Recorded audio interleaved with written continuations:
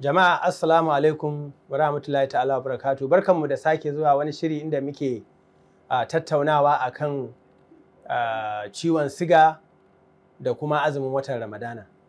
Wato muna bayani akan waɗanne irin matsaloli ake iya samu a yayin da mai ciwon siga ya tinkari yin azumi ba tare da tuntuɓar likitansa ya tantance shi ba. Sannan kuma wani rukuni ne na masu ɗauke da wannan ciwo da matsalar ma aka fi samunta a su. To mun tsaya akan zancen gwajin siga akai-akai yayin da mutum yake azumi. To saboda haka za mu ɗora akan wannan.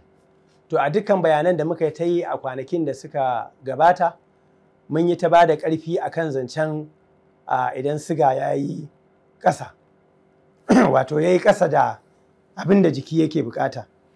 To fakar a manta kuma cewa shi siga ga mai ciwon siga yana iya kuma hawa. Wani lokacin hawan ya yi tsanani ta yadda har zai sa mai ciwon ya jigata, har ya kai ga a kai shi asibiti wataƙila ma a sume. To irin wannan yanayi na tsananin hawan sukari a cikin jini, idan ya kasance ya faru watanni 3 gabanin azumi, to gaskiya sannan kuma mutum ya zo yanzu ya ce zai yi azumi kamar misali na bana yanzu da ake. To kaga akwai yiwuwar sake samun kwatankwacin irin wannan matsalar a yayin da ake azumi din.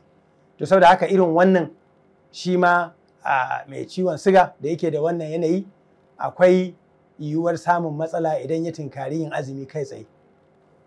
To haka kuma idan ya kasance kamar yadda na yi bayani a baya cewa shi ciwon siga yakan yi illa ga sassa daban-daban na jiki, kama daga kwakwalwa zuwa ido zuwa zuciya.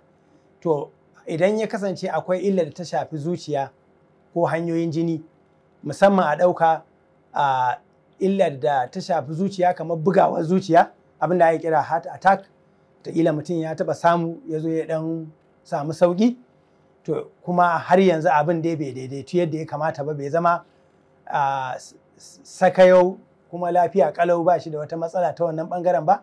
To kaga wannan ma akwai yiwuwar a sake samun wannan matsalar a yayin da mai ɗauke da wannan yanayi ya tinkari yin azumi ba tare da ya tuntuɓi likitansa ba. To saboda haka wannan ma yana daga cikin abubuwan da kan sa mutum a haɗarin samun matsala. Sannan mace mai juna biyu wanda a addinance ma dama suna daga cikin rukunin waɗanda azumi bai hau kansu ba. To a yayin da ya kasance mace tana da ciwon siga kuma tana da juna biyu, to gaskiya wannan ita ma za a ba ta shawara akan cewa kar ta yi azumi din saboda matsaloli da ake iya samu. To amma wani lokacin mutane masu juna biyu sukan matsa lalle sai sun yi azumi. To idan ya kasance irin wannan yanayi aka samu, to shi kansa za a sake dubawa. To shin me wannan juna biyu din ya yanayin daidaiton ciwon siganta yake? Idan ya kasance ga juna biyu ga kuma rashin daidaito na ciwon siga, to wannan gaskiya ba makawa dole a bata shawara cewa ta haƙura da yin azumi din. Yawwa, to wannan shi ma yana daga cikin wato rukunan.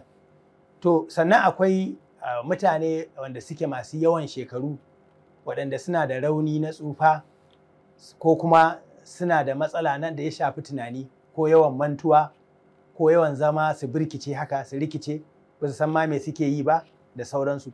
To kaga irin wannan ai ba za a ba wa mutum shawara ya yi azumi ba, domin wataƙila magungunan nasa ma ya rasa wanne ne zai sha, ko ya sha wanda bai kamata ba da sauransu. To a nan za mu tsaya a wannan gaba, sai dai a shiri na gaba za mu sake ɗorawa akan ragowar rukunan masu ciwon sigan da suke da haɗarin samun matsaloli idan suka tinkari yin azumi ba tare da tuntuɓar likitocinsu ba. Wassalamu alaikum wa rahmatullahi ta'ala wa barakatuh.